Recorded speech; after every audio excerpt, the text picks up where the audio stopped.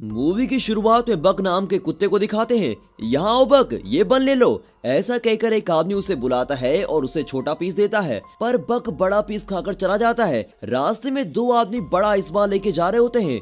बक पानी के बदले आइस बार को चाटकर मजे से चला जाता है और पीछे से एक लड़की उसे न्यूज़पेपर लेने को कहती है। ये बक की ओनर की हाउसकीपर है। बक न्यूज़पेपर वाले से उस दिन का न्यूज़पेपर ले लेता है। रास्ते में एक पोस्टमैन साइकिल पर जा रहा होता है। उसे देखते ही न्यूज़पेपर वहीं छोड़कर बक उसका पीछे करने लगता है। पीछे से एक आदमी बक को देख रहा होता है और न्यूज़पेपर उठाकर पढ़ता है। उसमें छपा होता है कि इस ब्रीड का कुत्ता दिलाने वाले को मोटी रकम दी जाएगी। उसे पढ़कर वो आदमी बक को देखता है।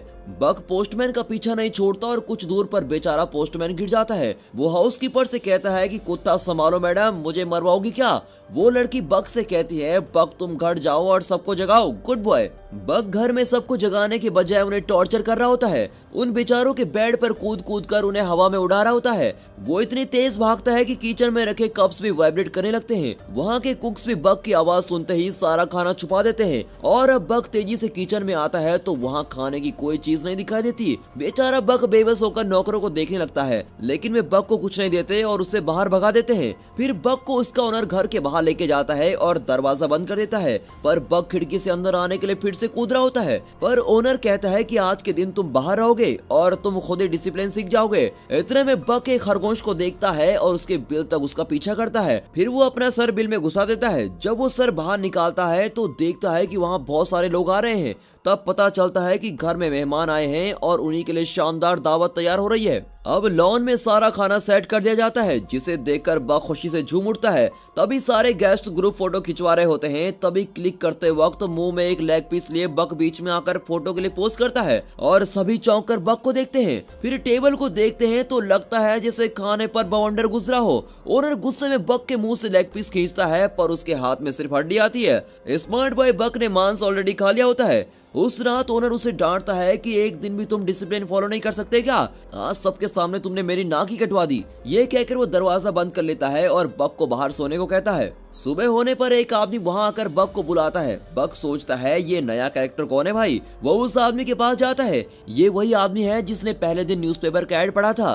बक उसकी गाड़ी में बहुत सारा खाना देखता है और उसके अंदर चढ़ जाता है। तब अचानक कुछ लोग दरवाजा बंद कर देते हैं। अब वे बक को ट्रेन में कहीं लेके जा रहे होते हैं। बेचारा बक कंफ्यूज हो जाता है कि ये लोग उसे कहाँ लेके जाने वाले हैं और बॉक्स के छेद से वो बाहर देख रहा होता है। एक जगह पर उस बॉक्स को एक आदमी तोड़ता है। बक बाकी बॉक्स को खुद ही तोड़कर बाहर आ जाता है। वो आदमी डांटता है कि ओवर एक्टिंग मत कर, सिर्फ मेरे ऑर्डर्स फॉलो कर। बक उस पर झपड़ता है, पर वो छड़ी से उसे मारता है। अब बक किसी तरह संभल कर खड़ा हो जाता है। वो आदमी कहता है कि मेरी बात मानोगे तो नहीं मारूंगा, समझे? और डर के मारे बेचारा बक चुपचाप हो जाता है। फिर वो बक को एक खंभे से बांध देता है। बक रस्सी तोड़ता है और सबको धक्का देकर ऊपर भागता है। ऊपर जाकर पता चलता है कि वो एक शिप में है और वो शिप अलास्का जा रहा है। अब वे बक को एक बूढ़े के हवाले करते हैं। बक को वहाँ के लोगों के पहनावा थोड़ा अजीब सा लगता है। चलते चलते वो पहली बार बर्फ पर पैर रखता है और उस मोमेंट को बहुत ही एंजॉय कर रहा होता है। इतने में बर्फ गिरने लगता है और उसकी खुशी का तो ठिकाना नहीं होता। कुछ दूर पर वो जॉन नाम के एक बूढ़े से टकराता है। जॉन उसे देखकर चला जाता है, पर उसका माउथ ऑर्गन गिर जाता है।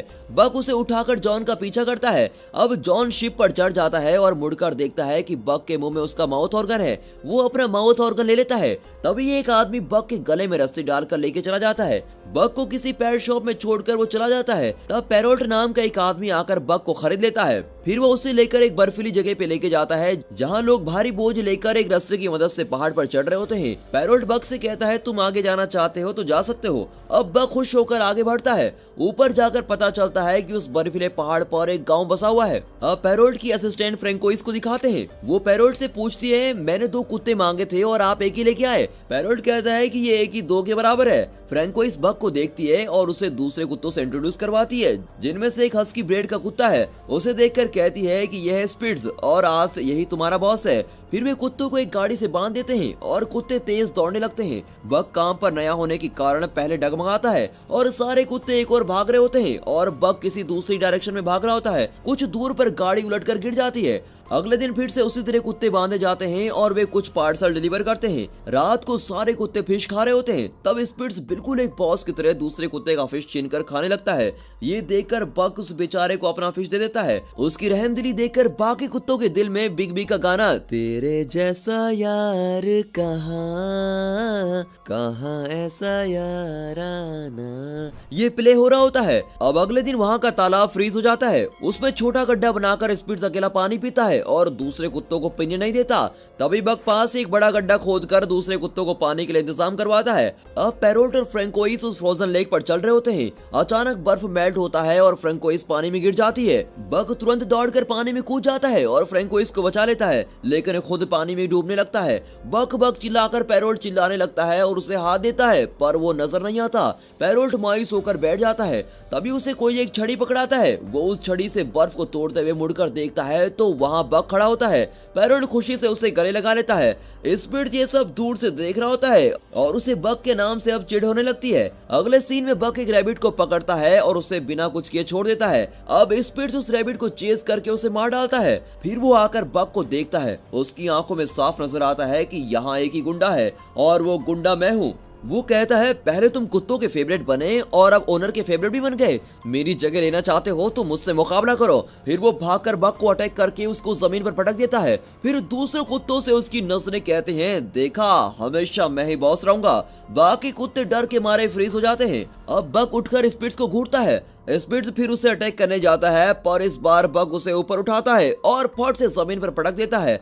स्पिट्स डर जाता है और इस तरह बक उनका नया डॉन बन जाता है। अगले दिन पैरोट गाड़ी तैयार करके स्पिट्स को ढूंढता है, पर वो कहीं नजर नहीं आता। पैरोट दूसरे कुत्ते को उसकी जगह पर बांधता है, पर वो कुत्ता नखरे करने लगता है। अब पैरोट परेशान होकर चला जाता है। तभी बक उस जगह पर आकर खड़ा होता है। पैरोट उसे शाबाशी देकर बैट पहनाता है और गेट सेट गो कहते ही बक और उसके साथी तेज भागने लगते हैं। वहाँ कई रेंजर्स दौड़ रहे होते हैं। रेंजर्स के बीच बक की टीम अपने रथ को खींच रही होती है। इस सीन को शानदार नहीं तो और क्या कहेंगे। तभी पहाड़ से ढेर सारा बर्फ सरक कर तेजी से नीचे आ रहा होता है।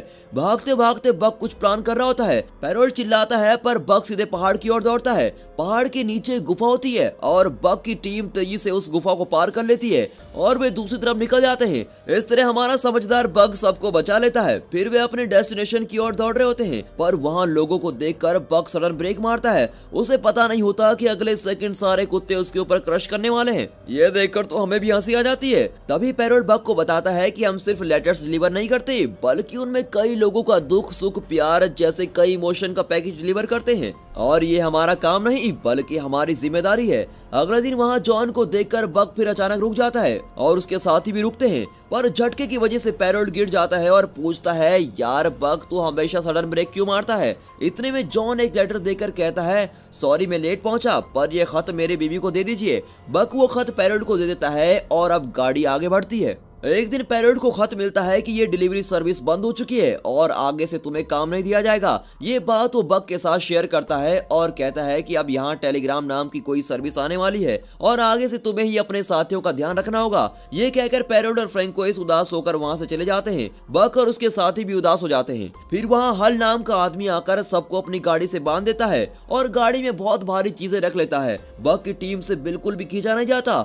हल बक को छड़ी से मारने वाला होता है कि इतने में जॉन आकर वहाँ खड़ा होता है और बक को सहलाता है। फिर वो देखता है कि गाड़ी गड्ढे में फंसी हुई है और कहता है ये देखे बिना ही तुम बेचारे को मारने चले थे।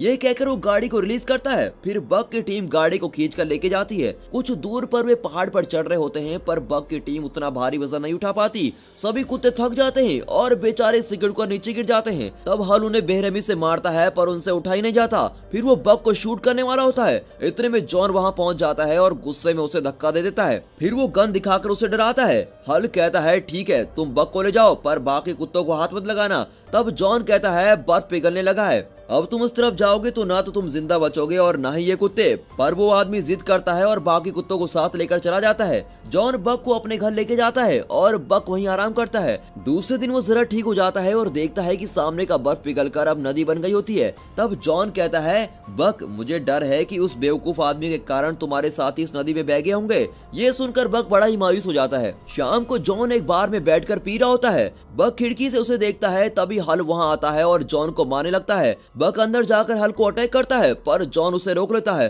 फिर दोनों घर लौट आते हैं। अब बक जॉन की शराब की बोतल बर्फ के अंदर छुपाकर उसके ऊपर बैठ जाता है। तब जॉन कहता है बक वो बोतल मुझे दे दो, मैं उसके बिना नहीं रह सकता। वो बक को हटाने की कोशिश करता है पर बक वहीं अड़ा रहता है। जॉन कहता है तुम तो वाकई स्ट्रांग हो, पर यार मेरे बेटे की मौत के बाद मेरी वाइफ और मैं अलग हो गए थे। इतने साल में यहाँ अकेला रहा और अब तुम ही मेरे साथी हो। उसकी बात सुनकर बक उससे चिपक जाता है। अगले दिन जॉन एक मैप दिखाकर कहता है कि मेरा बेटा ऐसी जगह जाना चाहता था जो किसी मैप में नहीं है, क्या तुम ऐसी एडवेंचर ट्रिप पर मेरे साथ चलोगे? फिर दिखाते हैं कि जॉन और बक एक छोटी बोट पर बैठकर नदी में जा रहे होते हैं और एक खूबसूरत एरियल शॉट में पानी के अंदर की मछलियां साफ दिखाई देती हैं। दोनों दिन भर बोट में ट्रेवल करते हैं और रात को एक जगह रुककर आराम करते हैं। इस तरह उनका सफर चल रहा होता है। यहाँ हल जॉन के घर पहुँचता है। जॉन तो वहाँ होता नहीं पर उसका मैप हल के हाथ में लग जाता है जिसमें उसने एक जगह को मार्क किया होता है। हल सोचता है कि जॉन किसी खजाने की तलाश में वहाँ गया होगा और खुद भी जाने का फैसला करता है। अपने सफर के अंत में जॉन और बक अपनी डेस्टिनेशन पर पहुंच जाते हैं। वहाँ का खूबसूरत सनसेट देखकर वे पुराने घर में पहुंचते हैं जो धूल मिट्टी से भरा होता है। उस घर को साफ करके जॉन और बक वहाँ रहने लगते हैं। अगले दिन जॉन नदी में नहा रहा होता है तो उसे सोने का टुकड़ा मिलता है। वो बक को भी सोना ढूंढने को कहता है। अब बक ढूंढकर एक पत्थर निकाल कर लाता है। जॉन कहता है उतना बड़ा नहीं बक, ऐसे छोटे छोटे टुकड़े हो तो मुझे दिखाओ।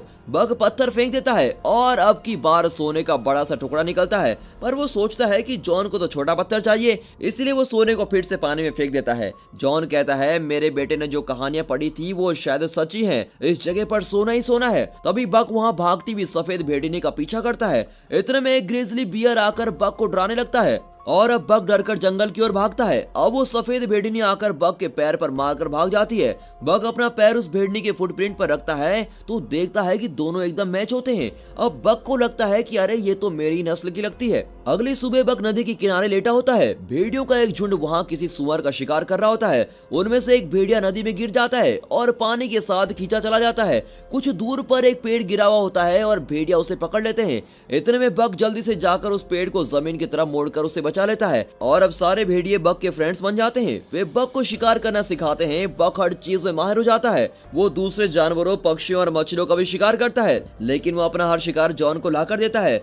जॉन हंसकर कहता है कि यार तुम्हारे रंग ढंग से तो लगता है कि तुम मुझे आदि मानव बना दोगे। जॉन देखता है कि बक उस सफेद भेड़नी के साथ घुल मिल गया है और उसने अपना जीवन साथी ढूंढ लिया है। उस रात वो बक से कहता है कि ये दुनिया बहुत ही बुरी है, कल क्या होगा ये कोई नहीं बता सकता। मैंने सोचा भी नहीं था कि मैं अपने बेटे को खो दूंगा, पर आज उसके बिना मैं अकेला जी रहा हूँ और अब तो मैं बूढ़ा भी हो चुका हूँ। तुम अपने जीवन साथी के साथ खुश रहना, इंसानों के झंझट में मत पड़ना। अब मेरा अंत आ गया है और मैं अपनी आखिरी सांस यही लूंगा। ये कहकर वो घर के अंदर चला जाता है। बक जंगल में जाकर भेड़ियों के साथ रहने लगता है। अब दिखाते हैं कि वो पुराना घर जल रहा होता है। उसे देखकर बक जंगल से निकलकर घर की ओर भागता है। इतने में हल जॉन को शूट कर देता है और उससे सोने का टुकड़ा मांगता है। जॉन उसे सोना दे देता है। सोना लेने के बाद हल उसे फिर से शूट करने जाता है कि इतने में बक उस पर अटैक करता है। हल उसे छड़ी दिखाता है लेकिन बक छड़ी को मुंह में पकड़ लेता है और छड़ी के साथ ही हल को जलते हुए घर के अंदर खींच ले जाता है। उसे वहीं छोड़कर वो जॉन के पास आता है। जॉन की आंखें भर आती हैं और वो कहता है बक तुम मेरे लिए वापस आए, मेरा आखिरी समय आ गया है, तुम जाओ और अपने साथियों के साथ खुश रहो। ये कहकर वो बेचारा वहीं दम तोड़ देता है।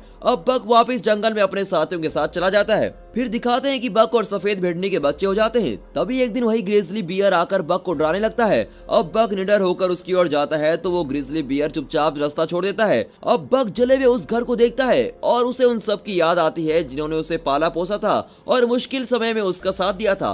फिर ये सोचकर उसका चेहरा खिल जाता है कि कई मुश्किलों को पार करने के बाद अब वो एक झुंड का लीडर बन गया है। और बक की इसी सफलता के साथ ये मूवी यहाँ पर खत्म होती है।